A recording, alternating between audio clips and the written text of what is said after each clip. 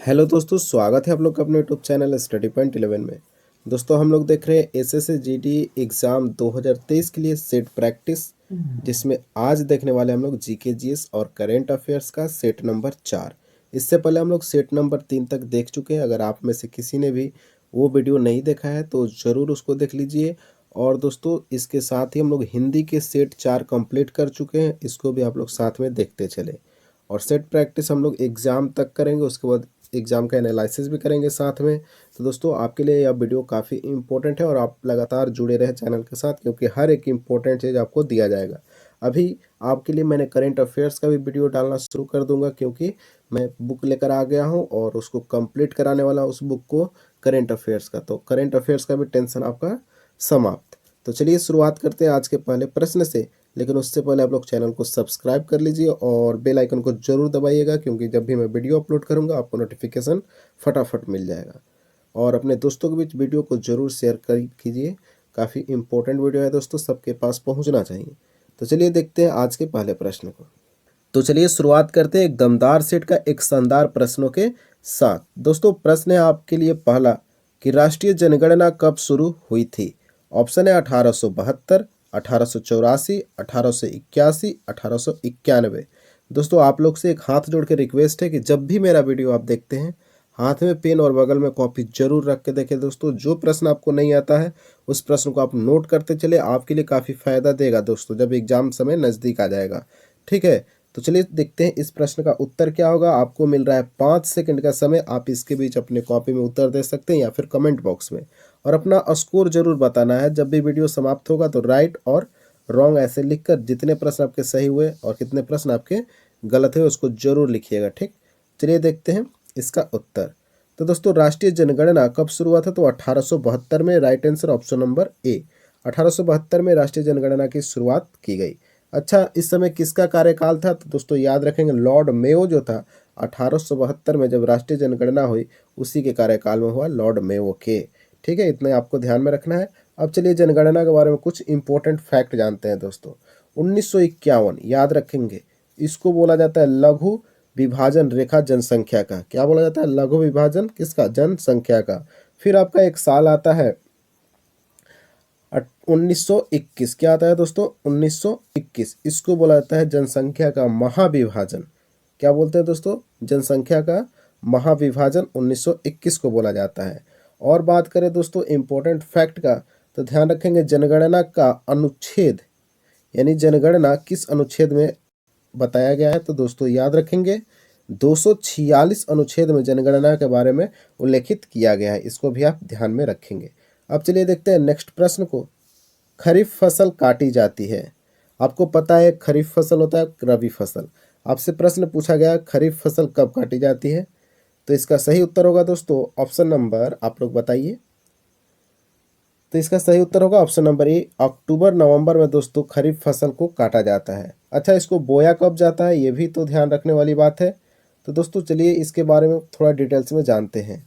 तो दोस्तों जो खरीफ फसल होता है इसको जून जुलाई में बोया जाता है। कब बोया जाता है, जून और जुलाई में खरीफ फसल को बोया जाता है। ठीक, खरीफ फसल के कुछ उदाहरण आप समझ लीजिए, जैसे धान, गेहूँ, तिलहन, ज्वार, बाजरा, मक्का, अरहर, ये सभी क्या है, खरीफ फसल है। अब आप बोलेंगे सर थोड़ा रबी फसल के बारे में बताइए। बिल्कुल, रबी फसल को अक्टूबर नवंबर में बोया जाता है। कब बोया जाता है दोस्तों, अक्टूबर नवंबर में, तथा मार्च अप्रैल में इसको काट लिया जाता है, ये भी ध्यान में रखेंगे। जबकि रबी फसल के अंतर्गत क्या क्या आता है, गेहूँ, जौ, चना, मटर, सरसों, आलू और राई, ये सब रबी फसल आपके हैं। ठीक, अब चलिए देखते हैं नेक्स्ट प्रश्न को। ऐसे ही दोस्तों हम लोग हर एक प्रश्न पे इम्पोर्टेंट फैक्ट को जानते चलेंगे। प्रश्न है कि चंद्रमा पृथ्वी का एक चक्कर कितने दिन में लगाता है, 28 दिन, 30 दिन, 29 दिन या फिर 31 दिन। तो दोस्तों इसका सही उत्तर हो जाएगा ऑप्शन नंबर ए, 28 दिन। चंद्रमा जो है पृथ्वी का एक चक्कर लगाने में 28 दिन का समय लेता है। हालांकि ये कंप्लीट 28 दिन का समय नहीं लेता है, ध्यान रखेंगे 27 दिन और 6 घंटा का समय लेता है। 27 दिन और 6 घंटा का समय लेता है चंद्रमा पृथ्वी का एक चक्कर लगाने में। और इसी को हम लोग क्या बोलते हैं, चंद्रमास बोलते हैं दोस्तों, ध्यान में ये भी बात को रखेंगे। ठीक, अब चलिए देखते हैं नेक्स्ट प्रश्न को देख लेते हैं। सम्राट अशोक किस वंश से संबंधित थे? बिल्कुल आसान सवाल है। तो इसका सही उत्तर होगा ऑप्शन नंबर ए, मौर्य वंश से संबंधित है सम्राट अशोक। अच्छा, शुंग वंश के संस्थापक कौन थे? आप लोग कमेंट बॉक्स में बता सकते हैं। शुंग वंश का संस्थापक कौन था, उसको थोड़ा कमेंट बॉक्स में लिख दीजिए। ठीक, मैं बताता हूँ गुप्त वंश के बारे में। गुप्त वंश का संस्थापक आपको याद रखना है, श्री गुप्त हो जाएंगे। क्या हो जाएंगे दोस्तों? गुप्त वंश के संस्थापक श्री गुप्त। आप लोग को बताना है शुंग वंश का संस्थापक कौन था। नेक्स्ट, राष्ट्रपति पर महाभियोग लगाने का प्रस्ताव पेश किया जा सकता है। आपके ऑप्शन है केवल लोकसभा में, संसद के किसी भी सदन में, केवल राज्यसभा में, इनमें से कोई नहीं। तो दोस्तों इसका सही उत्तर हो जाएगा संसद के किसी भी सदन में आप राष्ट्रपति पर महाभियोग लगा सकते हैं, प्रस्ताव पेश कर सकते हैं।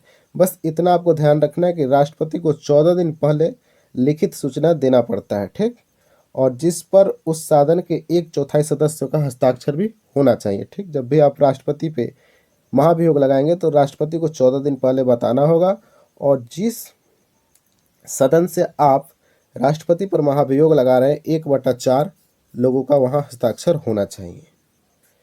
भारतीय संविधान में महाभियोग कहाँ से लिया गया? तो यूएसए से लिया गया, पहले भी मैं बता चुका हूँ। और किस अनुच्छेद में है? तो अनुच्छेद नंबर 61 में है राष्ट्रपति पर महाभियोग। राष्ट्रपति पर अब तक कभी भी महाभियोग नहीं लगाया गया भारत में, इसको भी आप लोग ध्यान में रखेंगे। अब तक कभी भी भारत में राष्ट्रपति के ऊपर महाभियोग नहीं लगाया गया। चलिए अब देखते हैं नेक्स्ट प्रश्न को। दोस्तों हर एक प्रश्न के साथ हम लोग डिस्कस करेंगे, जो भी इम्पोर्टेंट सवाल है उसको भी इंक्लूड करके। ठीक है, 31 सवाल है। जब किसी धातु को गर्म किया जाता है तो उसका घनत्व बढ़ता है, कोई अंतर नहीं होता है, कम हो जाता है, या फिर इनमें से कोई नहीं। दोस्तों जब भी किसी धातु को गर्म किया जाता है तो उसका घनत्व कम हो जाता है। इसका सही उत्तर हो जाएगा ऑप्शन नंबर सी। क्यों कम होता है दोस्तों? आप लोग को पता होगा कि ठोस जो भी वस्तुएं हैं उनका घनत्व अधिक होता है। क्यों दोस्तों अधिक होता है? क्योंकि उनमें अंतराण्विक बल जो होता है, एक कणु दूसरे कणु से एकदम आपस में चिपके रहते हैं। ठीक, लेकिन जब द्रव के बारे में बात कीजिएगा तो थोड़ा सा दूर दूर रहता है, इसलिए उसका अंतराण्विक बल कमजोर भी होता है ठोस के मुकाबला। और सबसे कमजोर अंतराण्विक बल अगर पूछता है तो आपका सही उत्तर क्या हो जाएगा दोस्तों? गैस। क्योंकि गैस में एक दूसरे से अणु कुछ दूरी पे रहते हैं। ठीक, इसलिए उनका अंतराण्विक बल क्या होता है? कमजोर होता है। चलिए देखते हैं नेक्स्ट सवाल को। तत्काल शक्ति के लिए खिलाड़ी किसका उपयोग करते हैं? आप लोग देखते होंगे खिलाड़ी तत्काल शक्ति के लिए कुछ पीते हैं, तो वो क्या पीते हैं दोस्तों? सुक्रोज, जिसको आप लोग ग्लूकोज भी बोल सकते हैं। ठीक, सुक्रोज या फिर ग्लूकोज, इसका सही उत्तर हो जाएगा ऑप्शन नंबर ए। और ऑप्शन को देख लेते हैं दोस्तों। नमक से हमें क्या प्राप्त होता है? तो आयोडीन प्राप्त होता है। आंवला से हमको विटामिन सी प्राप्त हो जाता है।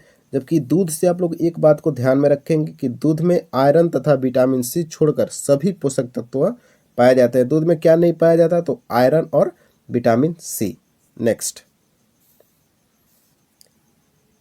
रक्त अल्पता निम्नलिखित में से किस विटामिन की कमी के कारण होता है? यानी रक्त में कमी। तो इसका सही उत्तर होगा दोस्तों option number B, vitamin B12 के कमी के कारण रक्त अल्पता हो जाता है। इसको भी आप लोग ध्यान में रखेंगे। जबकि विटामिन ए की कमी से आप लोग को पता है कि रतौंधी रोग होता है, विटामिन सी की कमी से आपको पता है स्कर्वी रोग हो जाता है, और विटामिन डी की कमी से रिकेट्स होता है, ये भी आपको पता है। नेक्स्ट, पानी की अस्थायी कठोरता को दूर की जा सकती है कैसे? सोडियम क्लोराइड से, जियोलाइट से, कैल्शियम क्लोराइड से, मैग्नीशियम सल्फेट से।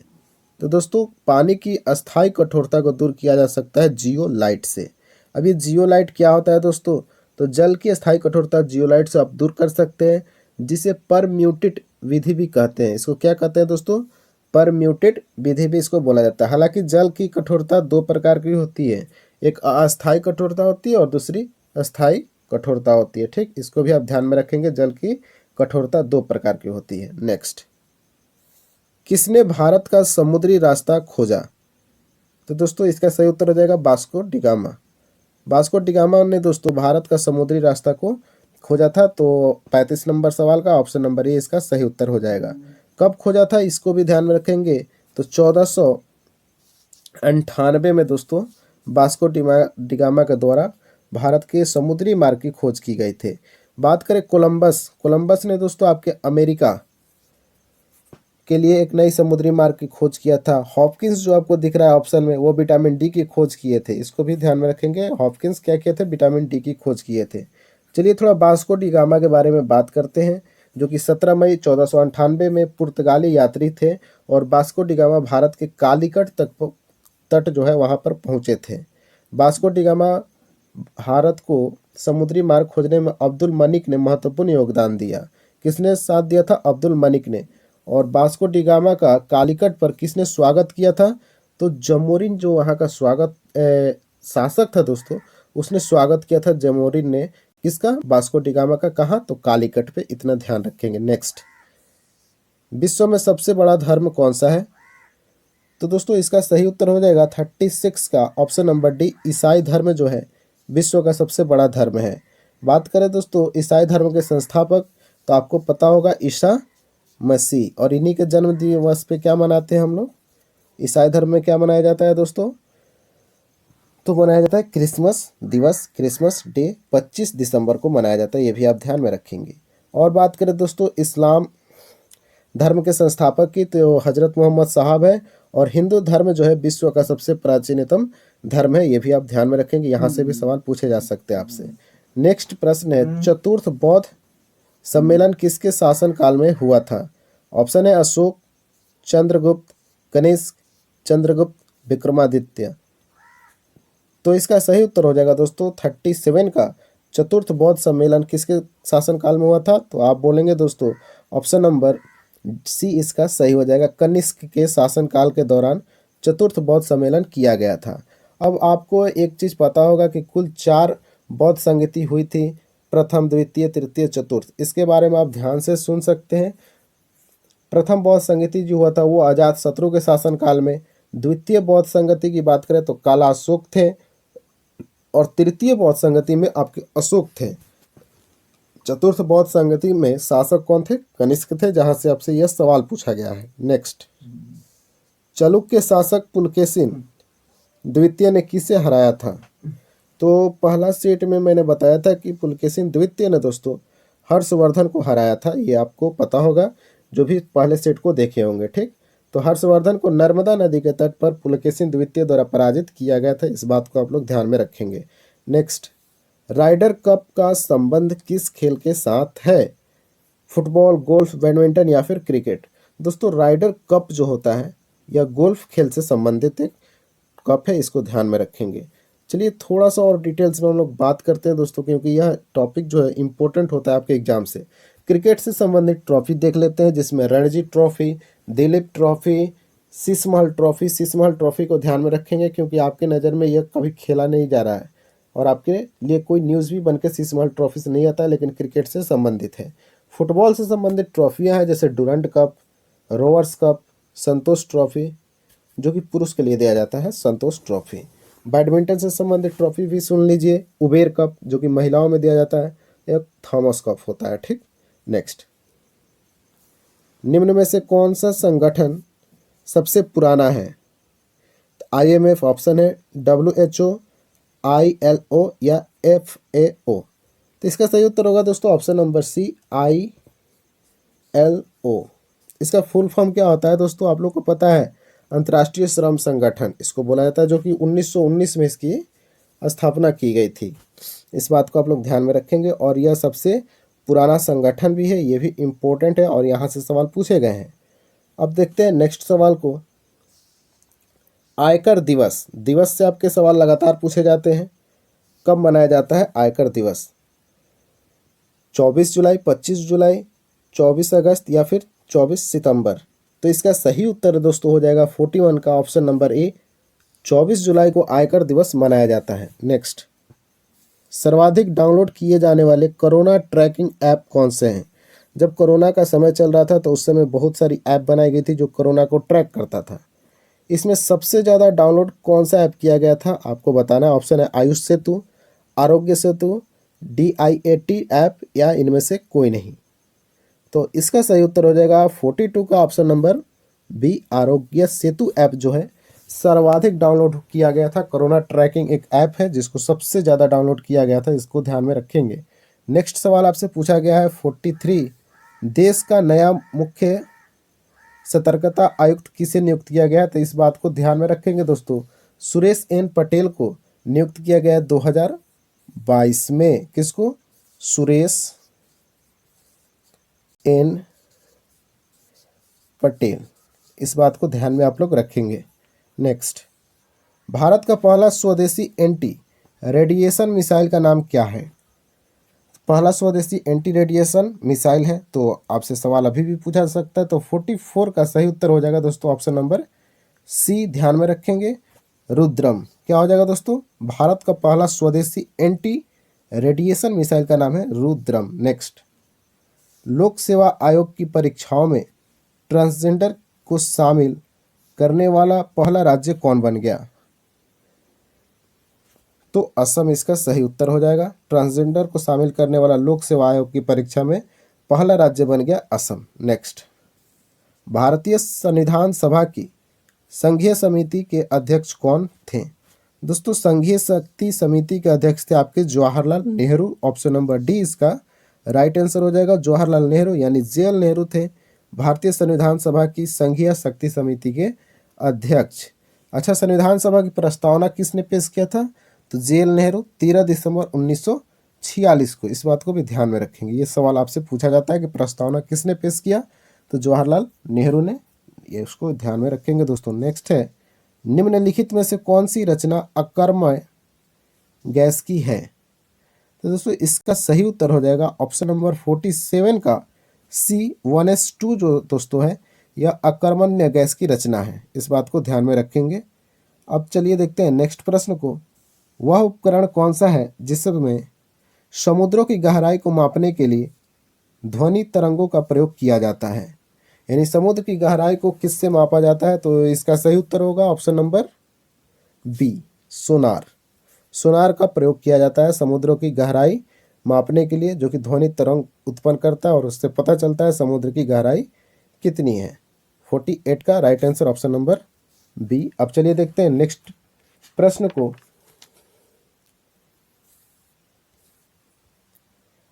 निम्नलिखित में से कौन सा डॉक्टर हरिवंश राय बच्चन द्वारा लिखी गई कविता है? चिदंबरा, कपाल कुंडला, कामायनी, प्रतीक्षा। तो दोस्तों डॉक्टर हरिवंश राय बच्चन के द्वारा इनमें से प्रतीक्षा जो पुस्तक है यह लिखी गई थी। इस बात को आप लोग ध्यान में रखेंगे। तो 49 का right answer option number D हो जाएगा। ठीक, क्या हो जाएगा? Option number D. बात करें दोस्तों हरिवंश राय बच्चन द्वारा कुछ और पुस्तक जैसे मधु कलश, मधुशाला, यह हरिवंश राय बच्चन के द्वारा लिखा गया है। चिदंबरा किसके द्वारा लिखा गया है दोस्तों? तो आप लोग को पता होगा सुमित्रानंद पंत के द्वारा चिदंबरा लिखा गया था। कामायनी की बात करें तो जयशंकर प्रसाद ने लिखा है। कपाल कुंडला ध्यान रखेंगे बंकिम चंद्र चटर्जी के द्वारा लिखा गया, वही बंकिम चंद्र जिन्होंने आनंद मठ को लिखा था। ठीक, नेक्स्ट, मोपला कौन थे? यह सवाल आपके लिए है।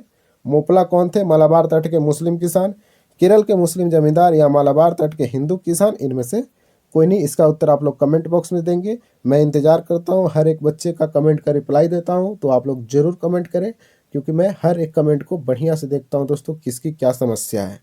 तो चलिए इस वीडियो को यहीं समाप्त करते हैं दोस्तों। आपका कितना स्कोर रहा उसको जरूर बताएं।